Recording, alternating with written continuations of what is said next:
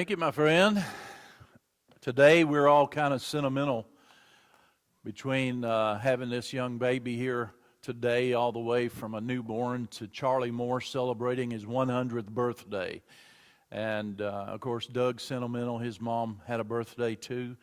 And for me, I'm sentimental because it's an anniversary of preaching.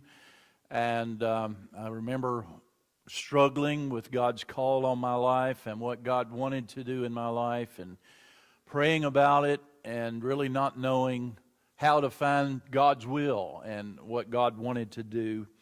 Finally, I went to my dad and I said, how does someone know when God is calling them to preach? And he gave a profound answer when he said, I'm not sure I can really tell you, except that I've always believed that when God called someone to preach, he gave them a message and a place to deliver that message.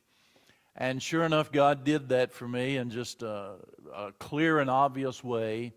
And I began preaching quite a few years ago and have loved every opportunity God has given me to share the gospel. So this is kind of a sentimental day for us and week, as I will remember Thursday of this week. The first time that I preached was at the Kinsey Missionary Baptist Church in Kinsey Holler in Whitley County, Kentucky. And then the next Sunday would have been the anniversary of when I preached at a church in Huntington, West Virginia. So I went from Thursday night preaching to about 35 people up a holler to Sunday preaching to over 700 people in Huntington, West Virginia. And so that was my first week of preaching 40 years ago.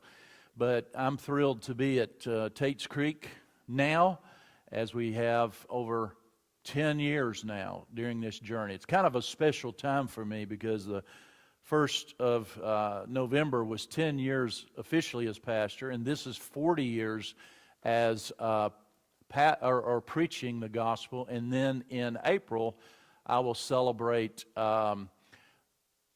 what is that, 50, no, I'm not that old, 50 years of being saved in April. So I'm looking forward to that anniversary too. So I had 10, 40, and 50 here in the next few weeks. So it's been a great celebration of reminiscing about what God has done. Let's open our Bibles to Matthew chapter 5. Matthew chapter 5, as you know, we're journeying through